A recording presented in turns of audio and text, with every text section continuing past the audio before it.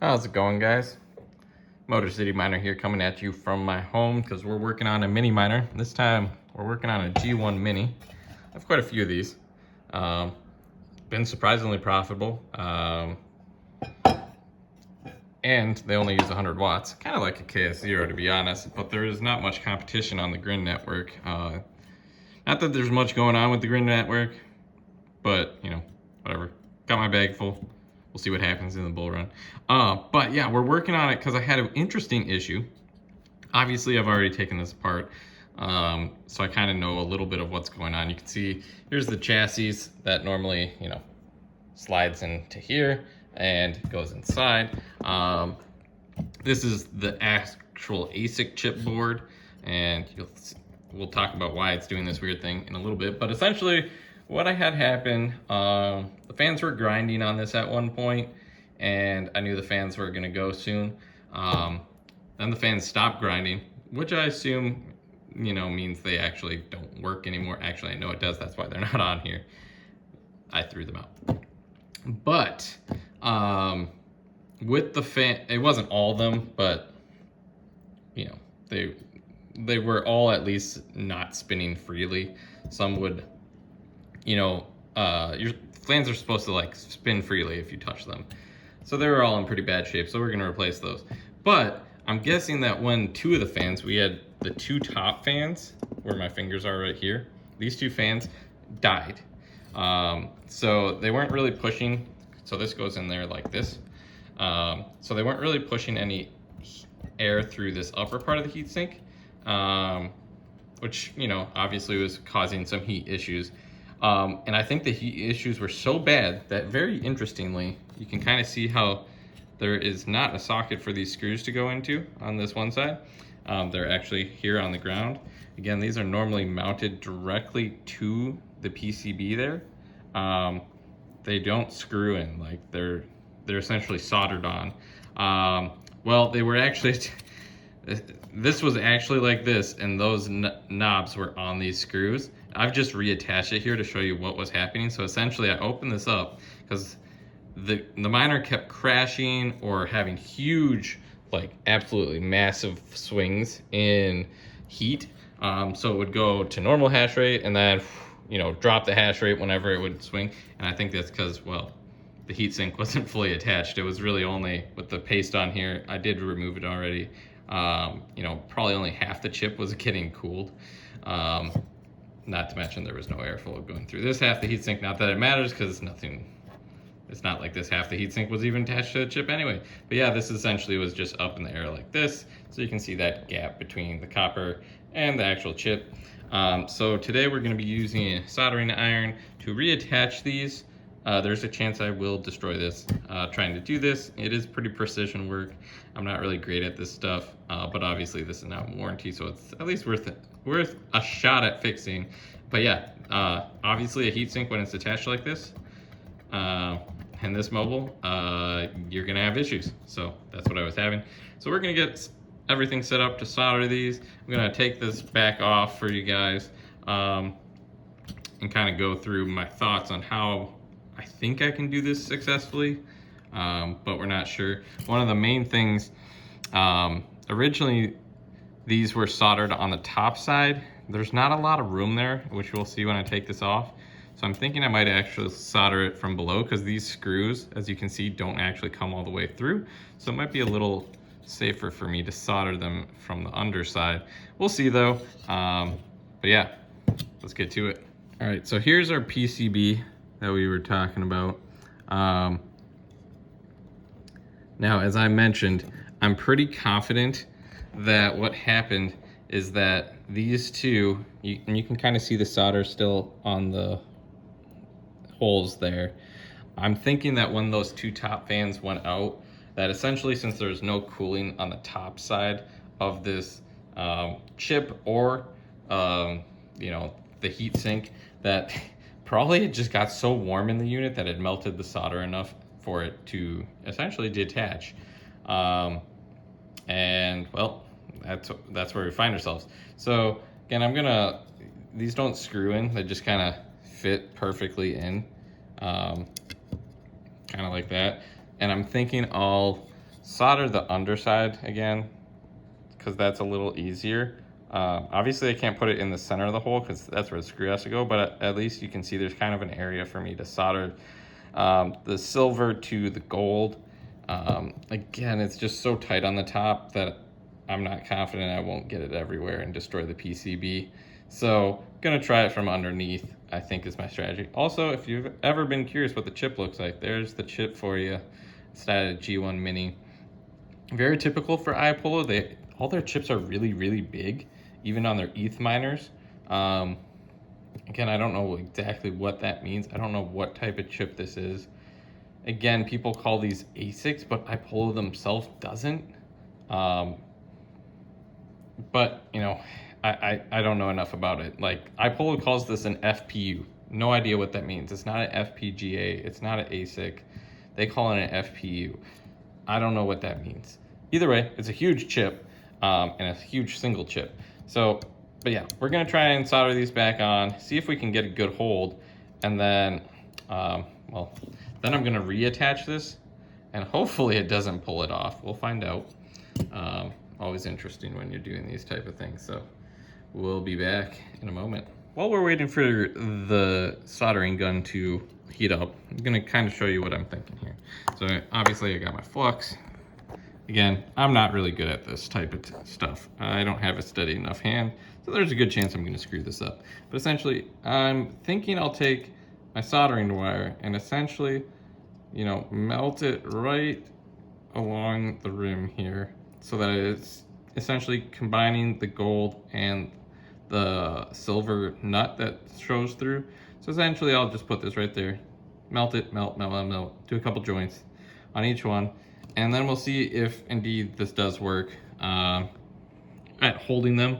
So I'll do like a test essentially, but without, I'm not gonna bother putting the paste on the first time because I'm not gonna run it. I'm just trying to see if those hold strong enough, those joints that I'm gonna try and solder, to resist the forces from these springs on the cooler attachment.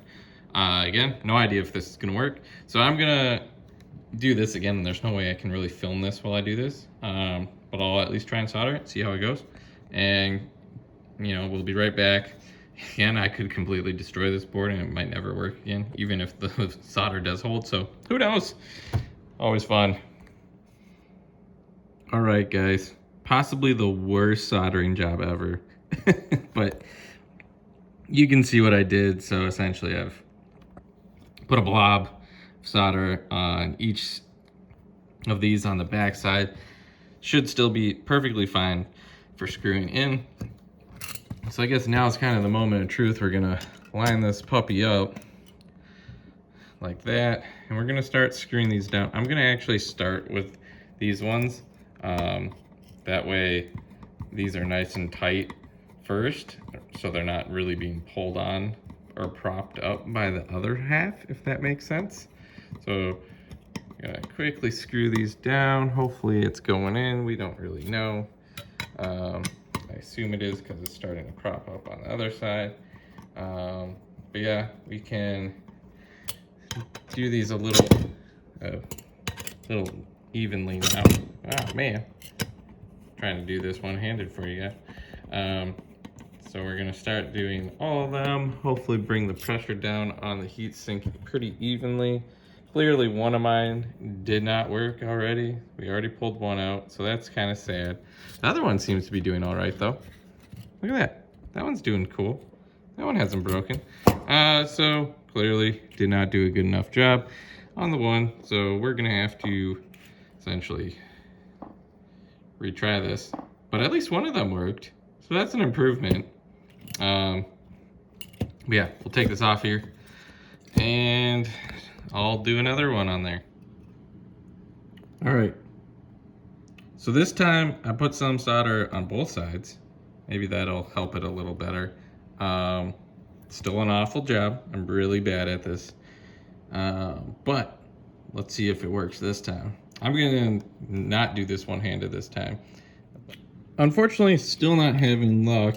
The solder just doesn't seem to be strong enough. So I have one last thing I'm gonna try. I'm essentially going to put this onto the PCB or actually kind of the opposite way. I'm gonna put the PCB onto there, and I'm gonna try and maybe just solder the whole thing while it's screwed in, because right now I got the screws fully seated in those. They can't go any further. So maybe I can solder, so that way I'm not putting any torque on it when I'm tightening it down. Maybe I can just solder it directly to the board. Again, no idea if this will work. Maybe it will, maybe it won't. But at least worth a shot in my mind. So we'll see how this goes. Hopefully it works a little better.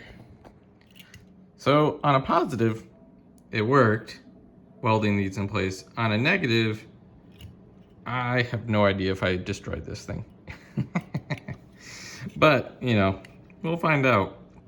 But it is staying together. You can see our thermal paste there. Put a little much, but again, I can't redo this, really.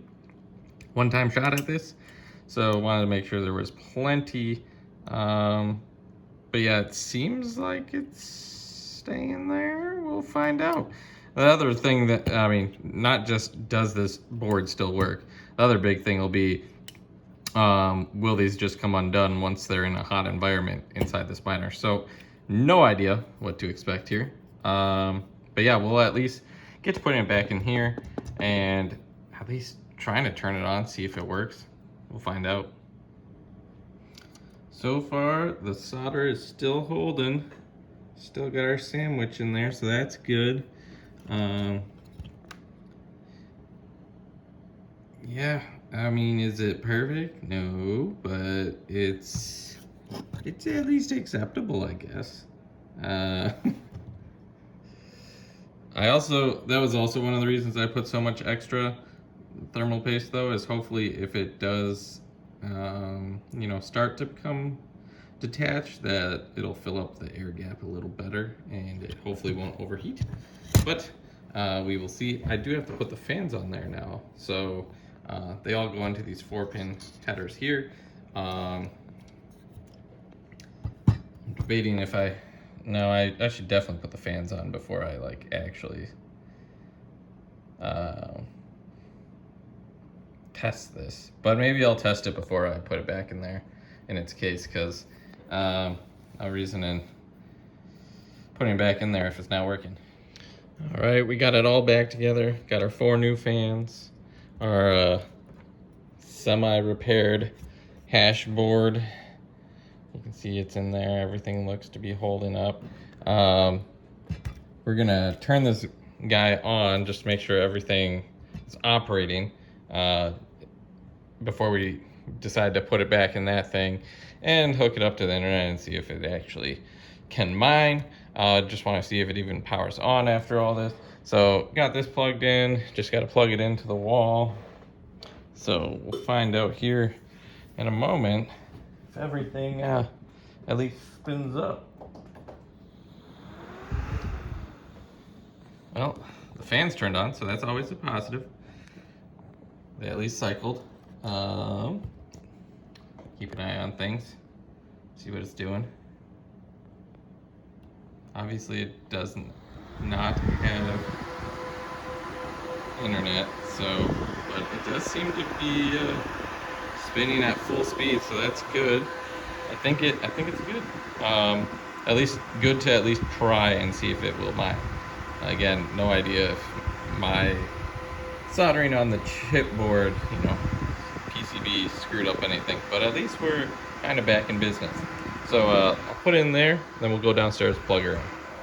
Got it back in its home, guys. We got all 4. The lights are all on, so that should be a good thing, but don't really know. So we're gonna have to hop into the computer, see if all 4 are actually showing up poolside, even going into the GUI for this guy, make sure everything's looking all right. So let's head on up to the computer and see if we have successfully saved this G1 Mini. So we're just gonna do this through the phone because not much to show here, but we do have all 4 workers finally. It's the 6916 is the one we just fixed, so it's not quite up to full hash rate, which is like 1.2, But I also have it pulled up here, and you can see it is doing 1.25, and its temperature is nice and cool. Everything's looking good. So I think we can call this a success. I do have a few more replacement fans for some of my other units. As you can see, this other unit is right now at 88 to 90, really warm. So I think it has a bad fan or two. So I'm gonna replace those before it gets bad. This is, again, what is pretty normal for these units, is low 70s in a normal, 70-degree environment. And this is another unit, and then here's the fourth one. So it looks like I do have another unit that has a bad fan, maybe possibly two, because this one's a little higher, but could just be, thermal paste. But really need to get on this 90-degree one before it, maybe has the same issue in the whole entire PCB and heatsink come apart from heat. So that's all I got for today. Hopefully you found this, helpful, or if you've had this issue, maybe it's a way to solve it going forward. Again, I don't know how long it'll last. We'll see. But if this number suddenly spikes again, I'm going to guess it's because my solder joints didn't hold. So we'll see how it goes. But yeah, that's all I got for today. Until next time.